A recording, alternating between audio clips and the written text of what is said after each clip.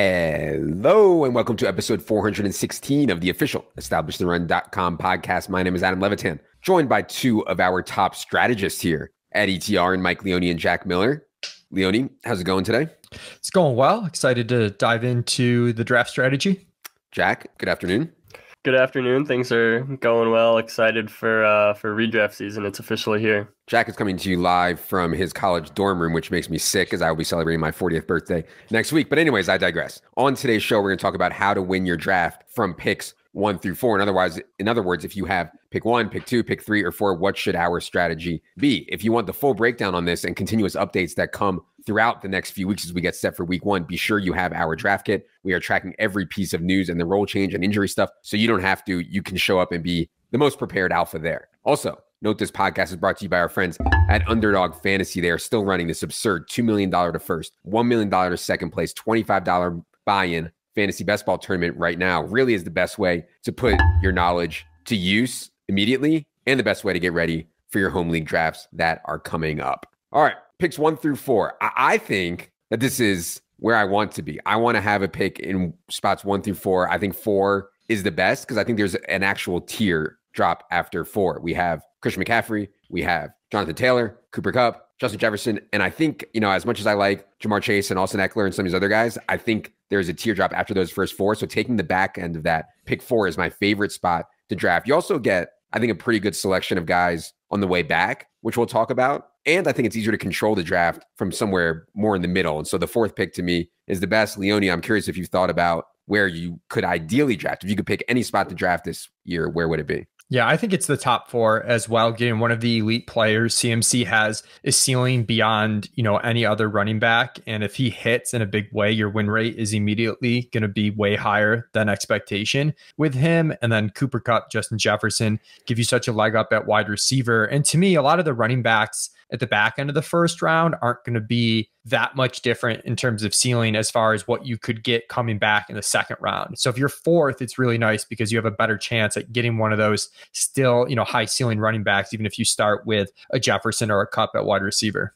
Yep. I think we should get into that right away. So we know that once you make your first round pick, you have one of those 4 in that first tier. When it gets to you in the second round, in the third round here, it really sets up your whole draft, and Leone mentioned some running backs. The thing is, I don't think Alvin Kamara gets back to us anymore with all this news around him not getting suspended now. I don't think Saquon Barkley gets back to us anymore, and definitely not DeAndre Swift, probably not Aaron Jones either, maybe Lenny Fournette, but I don't know, Jack. I feel like it's hard to get a running back in competitive leagues, at least, back to you here in round 2. So I end up a lot with tight end, Mark Andrews or Kyle Pitts. I end up with Tyreek, T. Higgins, AJ Brown, Michael Pittman, DJ Moore types. But if I started with Justin Jefferson or Cooper Kupp, I'm kind of starting to set up a 0 RB build. So what do you think about running backs that possibly get back to you in round 2 or round 3? Or are we looking wide receiver, tight end here? Yeah, I think if one of those guys you mentioned, like a Saquon Barkley, a Kamara, and Aaron Jones, get back to you, I think I'd jump on that immediately. But like you said, their ADPs are kind of starting to rise. And that gets you into the point where you don't want to reach on a running back, especially in the second round with such a high capital pick. So I find myself agreeing with you most of the time that Mark Andrews in the second round or Kyle Pitts in the third round,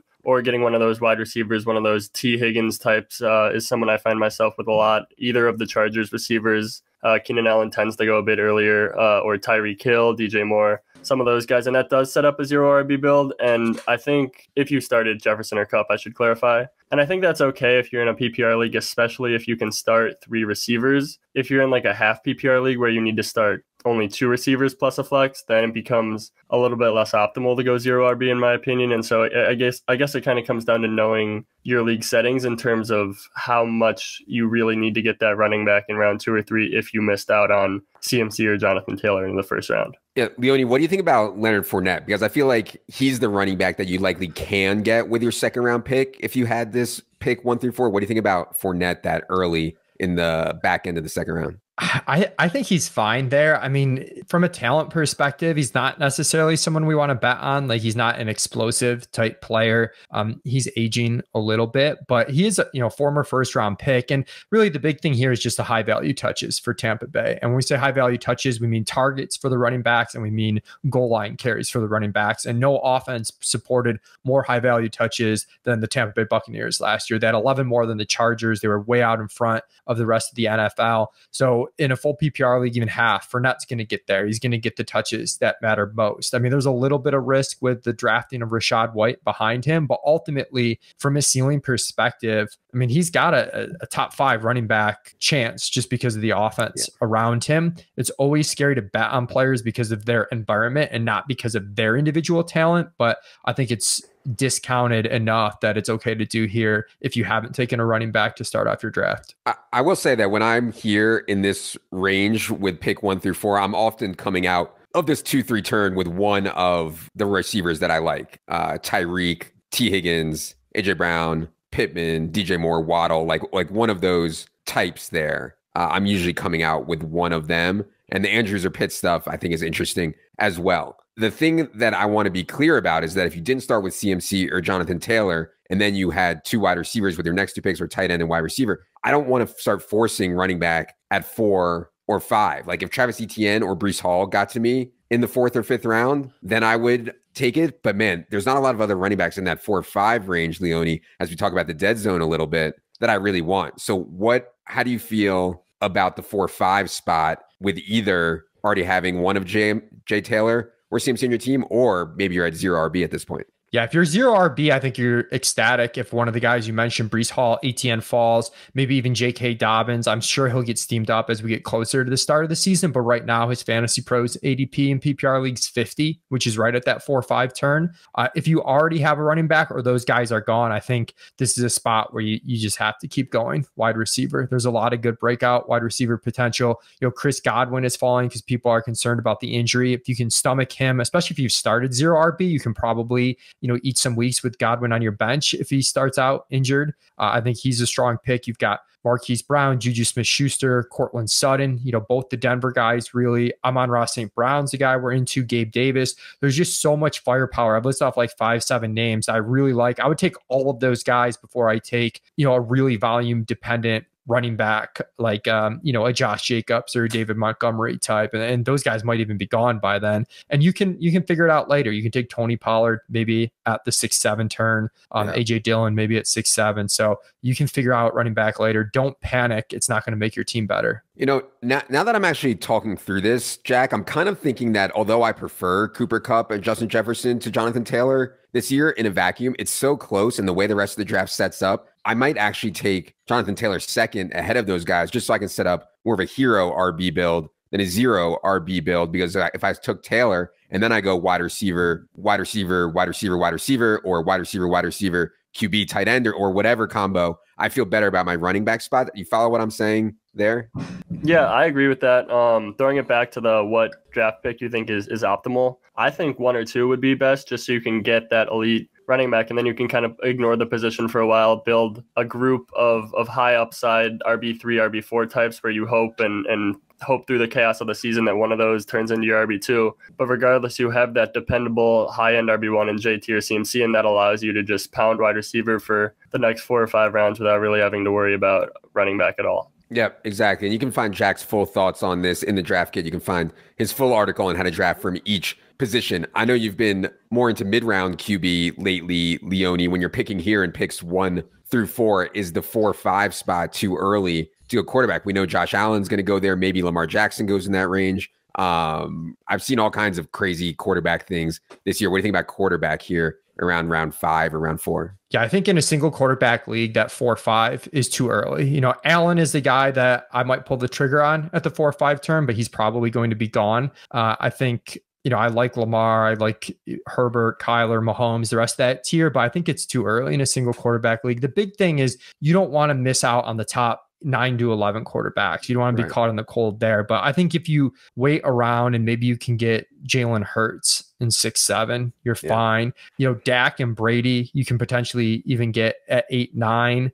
So I think there's outs. I mean, you want to read the room and see where it's going. Make sure you don't get stuck with a quarterback outside of those top 10 because the upside really drops off, and quarterback scoring has been a lot more predictable the last few seasons, but that doesn't mean you have to overreact and take the very top ones too early. The last point I want to mention here in this 4 or 5 round spot is the tight end stuff, because we know that the truly elite tight ends are going to be gone, but Darren Waller has been dropping and George Kittle goes in this range. Also, I'm kind of tempted by both of them because I think that there is a pretty big teardrop as you get down to the Dalton Schultz, Hawkinson, Goddard types, who I can make a case for all those guys. But I think the guys who actually dominate and win you weeks maybe stops after Waller. And maybe you can include Kittle in there, although it's obviously risky with how run heavy San Francisco is going to be. So, Jack, what do you think about tight end here in round 5? Yeah, I'm fine with both Waller and Kittle at the 4-5 turn. I think, like you said, there's a big drop off from those two to Dalton Schultz, who's probably the tight end 6 right now in ADP. He's in a great situation, but he doesn't have the just truly high-end elite talent that Waller and Kittle have, and I think that's kind of what we're searching for here. And so that's what differentiates both of those guys for me. And so I think at 4-5, if I'm not going receiver there, then it would be more Waller Kittle instead of a running back with those picks. As we get to the round 6 and 7, I think whether I have that hero RB build going or the zero RB build going, I'm looking to address running back. It's funny, I wrote down the same names that Leone already said, AJ Dillon and Tony Pollard here. You know, obviously there's some, I think, lower floor on Tony Pollard in case Zeke comes out and looks great again. I think AJ Dillon's floor is a little bit higher, but yeah, you got to spend the round 6 or round 7 pick. Also in round 6 or round 7, if I haven't addressed quarterback yet, Jalen Hurts or Kyler Murray, I've seen go as late as here, and I'd be happy to do that because once it gets past there, then you're just hoping that Trey Lance, I think, gets back to you, and I don't know that we can guarantee that in round 8 or 9. So, Jack, I know you've been working on the later round running back targets. I think when you pick in spots 1 through 4, you're going to be thin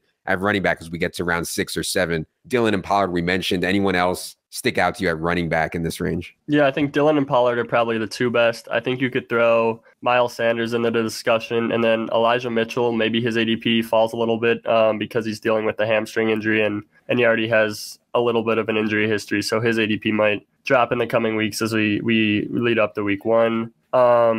And then I think this is really when I want to start looking at quarterback, like you said. Like, I think through 5 rounds, I'm not going to have a quarterback, but Jalen Hurts in round 6, Kyler Murray in round 6, and then I'm even fine with Trey Lance in round 7 if you have an early pick. So I think that's kind of my plan of attack for the 6-7 turn if I have an early pick, is get one of those high upside running backs and then also try to lock down an elite dual threat quarterback here. Yeah, and the point that we've been making is that after you get past the Hurts, Kyler, Lance stuff, you get into a lot of pocket passers, and they need insane efficiency to compete with the runners. And so as much as I like Joe Burrow or Tom Brady, I know Aaron Rodgers shoved it down my throat last year. Like, I get all that, but I still want one of these rushing types. As we move to rounds 8 and 9 here, Leone, see, in these builds that we're going to have here, I mean, you have to start taking running back shots to me. And to me, it's like Chase Edmonds, Miles Sanders, Jack mentioned, maybe goes a little bit earlier. Ramondre Stevenson, Dameon Pierce's ADP is going to go through the roof now. Melvin Gordon. Do you agree that you have to start hitting running back here in round 8, 9, 10 based on the builds that we have? And any favorites you have in this range? Yeah, I think so. And a lot of the wide receivers I mentioned at the 4 or 5 turn as well, like in more casual leagues, they might fall to 6-7. So like you don't have to press running back there if those guys that Jack mentioned are gone. And that allows you at 8-9 to start hitting. I like some of the guys that have a little bit of a base role plus some upside. So Kenny Gainwell, Naheem Hines types, and this might even be going into the double-digit round some. But the elite handcuffs that have a huge ceiling are interesting as well. You look at an Isaiah Spiller type. Did I mention Kenneth Walker? I think Kenneth Walker is someone whose ADP could fall a lot because he's going to miss some of the preseason with a hernia issue. But we do also want to be cognizant of taking running backs and players that are going to perform towards the end of the season. And he's an elite rushing prospect that towards the end of the year could, really fill that RB2 spot that's a little bit weak for you. So focus on those types of players. All right. I hope that helped you all get set.